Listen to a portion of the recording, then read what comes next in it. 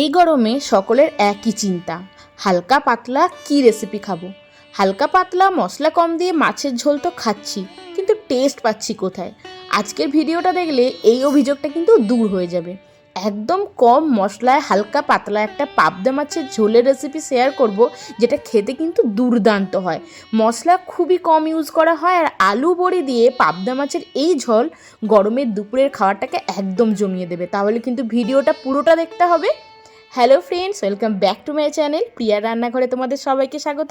আশা করি তোমরা সকলে ভালো আছো। চলো তাহলে এবার পাবদা মাছের একটা হালকা পাতলা ঝোলের রেসিপি শেয়ার করছি, যেটা গরমের জন্য কিন্তু একদম পারফেক্ট। প্রথমেই কড়াইয়ের মধ্যে দিয়ে দিলাম 3 চামচ মতো সর্ষের তেল। তেলটা ভালো করে গরম করে নিতে হবে। আর পাবদা মাছ যেহেতু আঁশবিহীন মাছ, এই মাছটা ভাজার সময় একটু কিন্তু তেলে দিলে ফাটে। তাই পাবদা মাছটাকে নুন, হলুদ আর সর্ষের তেল মাখিয়ে ভালো করে একটু ম্যারিনেট করে নেবে। আর কড়াইয়ে তেলটাকে কিন্তু একদম টনটনে গরম করে নিতে হবে, তাহলে কিন্তু মাছটা আর খুব একটা তেলে ফাটবে না। আর মাছটা তেলের মধ্যে দিয়েই আমি না সঙ্গে সঙ্গে ঢাকা দিয়ে দিই।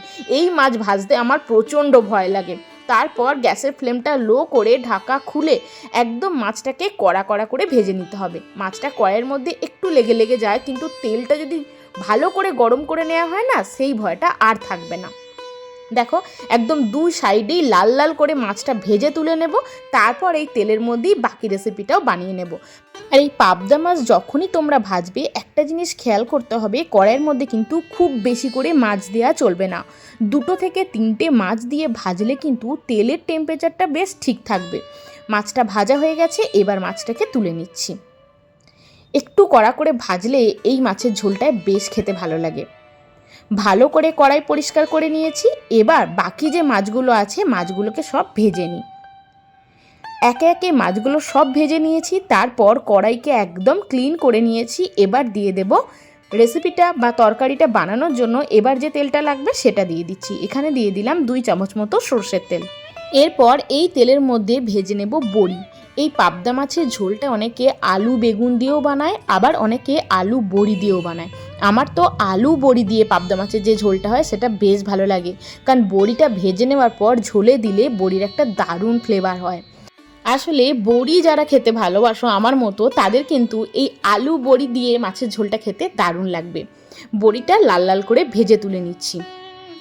আর পাবদা মাছের ঝোলের মধ্যে যে আলুটা দেবো, সেই আলুটা আমি আগে থেকে একটু সেদ্ধ করে নিয়েছি। যে কোনো মাছের ঝোলের আলু যদি একটু আগে থেকে সেদ্ধ করে নিয়ে ঝোলটা বানানো হয় না, ঝোলটার গ্রেভিটা খেতে বেশি ভালো হয়। এই টিক্সটা একটু দেখো তোমরা ফলো করে, বেশ ভালো লাগে। এদিকে বড়িটাও কিন্তু বেশ লাল লাল হয়ে গেছে। এবার বড়িগুলোকে তুলে নিচ্ছি। একটু লাল লাল কড়া করে বড়িটা ভাজলে বড়িটার গন্ধটা বেশ ভালো বেরোয়।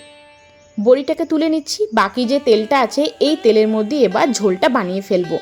আর এই ঝোলের মধ্যে আমি ফোড়নে দেব কালো জিরে আর কাঁচা লঙ্কা। কালো জিরে পরিমাণ একটু বেশি দিও, তাতে বেশ ভালো লাগবে ফ্লেভারটা।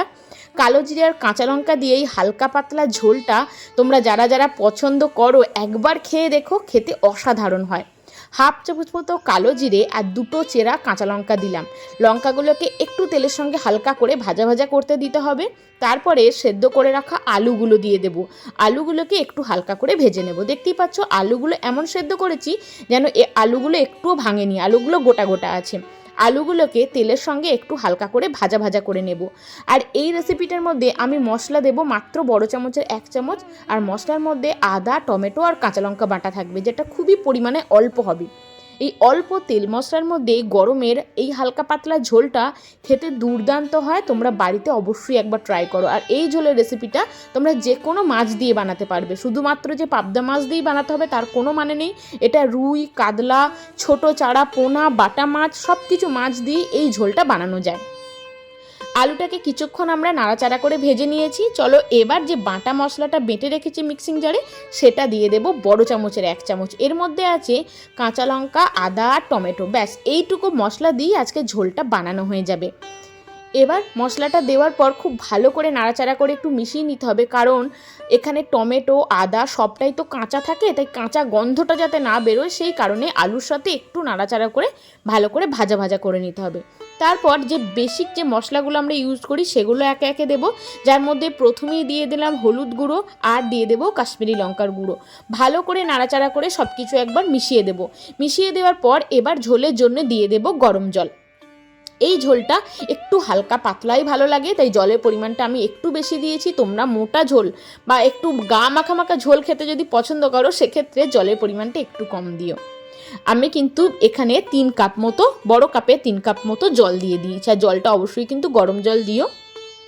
চলো এবার জল দিয়ে দেব, তারপর পরিমাণ মতো নুন দেব।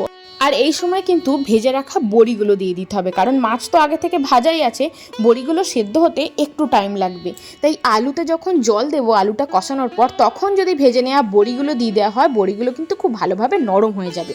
চলো এবার দিয়ে দিলাম গরম জল। এবার বড়িগুলোও ভালোভাবে সেদ্ধ হয়ে যাক, আর আলুটা যেটুকু সেদ্ধ হতে বাকি আছে আলুটাও ভালোভাবে সেদ্ধ হয়ে যাবে। সব কিছু খুব সুন্দর করে মিশিয়ে দিলাম। এবার এখানে অবশ্যই নুনটা দিয়ে দিও। নুন দিয়ে খুব ভালো করে এটাকে ফুটতে দিতে হবে। যখন টকবক করে ফুটে যাবে তখন ভেজে রাখা মাছটা এখানে দিয়ে দেব। ব্যাস, নুন দিয়ে কিছুক্ষণ ঢাকা দিয়ে রেখেছিলাম, তারপর দেখো ভালোভাবে ফুটে গেছে। এবার দিয়ে দিয়েছি মাছগুলো। নুন যদি লাগে তবেই কিন্তু দিও, কারণ মাছ ভাজার মধ্যে অলরেডি নুন দেওয়া আছে, আর আলুগুলো ভাজার সময়ও আমরা নুন দিয়েছি। তাই নুন যদি লাগে টেস্ট করে নিয়ে তবেই কিন্তু নুনটা দিও। ব্যাস, মাছগুলো এবার দিয়ে দিলাম। আর একবার ঝোলটা টকবক করে ফুটিয়ে নেব, যাতে মাছের ফ্লেভারটা পুরোটা ঝোলের মধ্যে চলে আসে।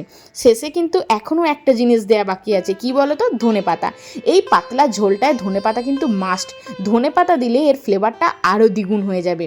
ধনেপাতা দিয়ে খুব ভালো করে একবার ফুটিয়ে নিয়েছি, একদম টকবক করে ফুটিয়ে নিয়েছি। আর এই কাঁচা লঙ্কা, ধনেপাতা, কালো জিরের গন্ধে এই ঝোলটা জাস্ট অসাধারণ লাগে। বড়িগুলো একদম তুলতুলে নরম হয়ে গেছে, মুখে পড়লে বেশ খেতে ভালো লাগবে। চলো, পাবদা মাছের ঝোল তো একদম রেডি হয়ে গেছে। গরমের দুপুরে ভাতের সঙ্গে এরকম যদি একটা পাতলা ঝোল থাকে তাহলে কিন্তু আর কিছুই লাগবে না। একদম হালকা পাতলা একটা ঝোলের রেসিপি আজকে তোমাদের সঙ্গে শেয়ার করলাম। দেখো ঝোলটা যতটা দেখতে ভালো লাগছে না, খেতে কিন্তু ততটাই ভালো হয়েছে। তোমরা অবশ্যই একবার এই রেসিপিটা ফলো করে বানিও, আর ভালো লাগলে অবশ্যই আমাকে কমেন্ট করে জানাবে তোমাদের কেমন লাগলো। আর আমার রেসিপি যারা দেখছো এখনও চ্যানেলটাকে সাবস্ক্রাইব করোনি, প্লিজ তোমাদের একটাই রিকোয়েস্ট করব, চ্যানেলটা সাবস্ক্রাইব করে দিও, যাতে আমি যখনই ভিডিও দেব সেই ভিডিও নোটিফিকেশন তোমরা সাথে সাথে পেয়ে যাও। আর এই ঝোলের রেসিপিটা ফ্রেন্ডস, ফ্যামিলি, বন্ধুবান্ধব সকলের সঙ্গে শেয়ার করো, যাতে এই গরমে হালকা পাতলা একটা ঝোলের রেসিপি তারাও দেখতে পায়। রেসিপিটা কেমন লাগলো অবশ্যই কিন্তু জানাবে। ভালো লাগলে লাইক, ফ্রেন্ডস ফ্যামিলির সঙ্গে প্রচুর পরিমাণে শেয়ার করো। তাহলে আজ আসি, দেখা হবে আবার একটা অন্য কোনো ভিডিও নিয়ে। সবাই খুব ভালো থেকো, সুস্থ থেকো। থ্যাংক ইউ আমার ভিডিওটা দেখার জন্য।